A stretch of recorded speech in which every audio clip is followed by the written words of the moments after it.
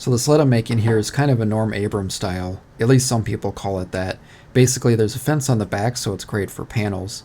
But the change I want to make is making it so the fence can rotate, so it also functions as a miter sled. To start off, I'm just cutting a 20-inch square, but of course this is just whatever desired size you want. I just sized this so it would fit on the left side of my table saw.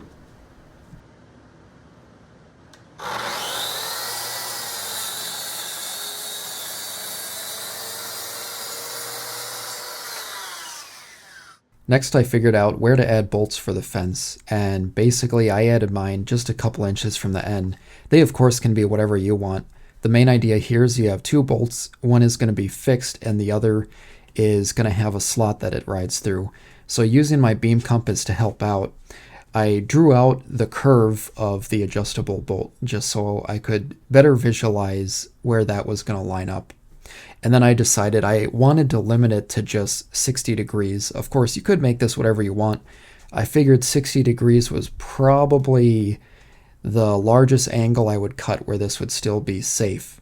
But using a protractor and my square, I drew a straight line to figure out the end point where I would route the slot for the bolt to reach, because I didn't want to have the slot this entire length, partly because of strength, but also just not necessary. Now to route out the bolt curve, I'm using the jig I made in my last video for routing out curves, just using a 1/4-inch router bit. Next I'm going to swap out that 1/4-inch bit with a 15/32 inch bit, which is going to be just enough room for the bolt head.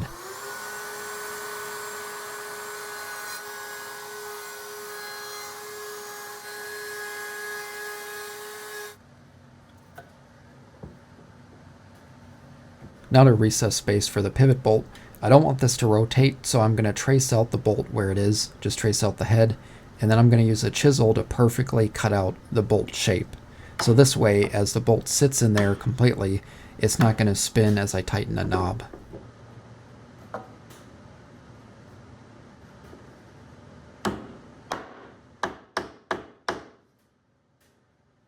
Before going further, I'm going to add the miter bar, just to get this out of the way. Basically, I'm using some washers just to raise up where the miter bar sits in the miter slot, and I'm using some CA glue to temporarily attach the miter bar to the jig, using the fence to make sure it's square with the miter bar. And this way, it'll be a lot easier to add screws later on.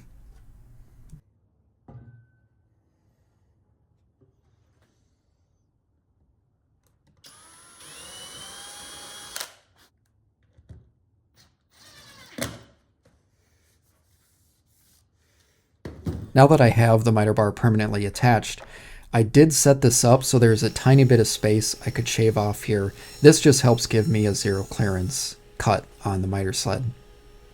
Now we're ready for the fence, which I explained before has to attach to that pivot bolt and the adjustable one.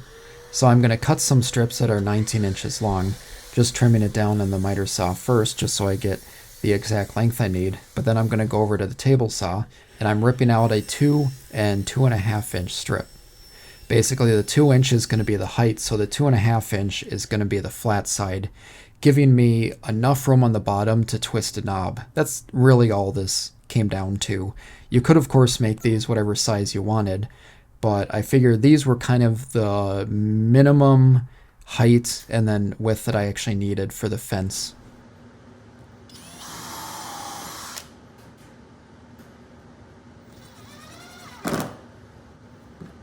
Now for lining up the bolt locations, I'm going to first start with the pivot hole, because this is just a 1/4 inch hole an inch from either edge. Moving on to the other hole, I'm going to bolt in the fence to the jig, flip it around, and this way I can use that slot I routed out to figure out where the bolt should be for the adjustable bolt.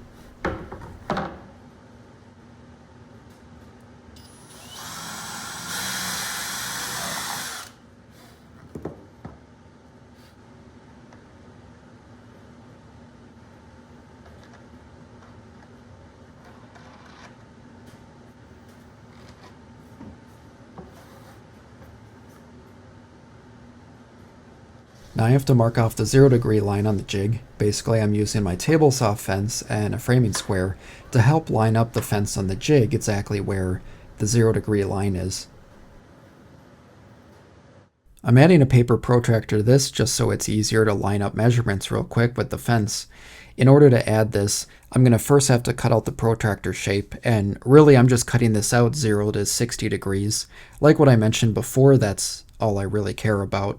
But I'm also being careful to mark off, well, cut out, exactly at 0 and 60 degrees on parts of this, because as I place this down, I can line it up with that 0 degree line I drew earlier. Something else I'm doing with the fence is I'm adding some sandpaper to add some extra grip so it's easier to keep boards in place as I'm cutting them. This probably isn't necessary, and I guess another option would be gluing this to the table instead of the fence, but I figure this might help keep things aligned as I'm pushing the sled along.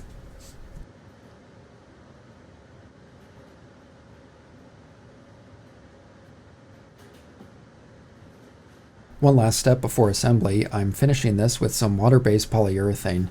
Basically, I'm trying to add a protective layer, especially over the paper, just to help prevent that from tearing as I use this. By now, some of you may have noticed a huge mistake I made, which I didn't realize until after the finish cured, but as I adjust the fence, the angles weren't lining up correctly, because I completely forgot that I need to line up the protractor with two corresponding angles, not just the one at 0 degrees. So I had to sand through the finish to sand off the protractor because I was glued on, and after that I drew an additional line at 45 degrees, so I had 0 and 45, and then I could line up the paper protractor with both of those angles, and this way it actually adjusts correctly.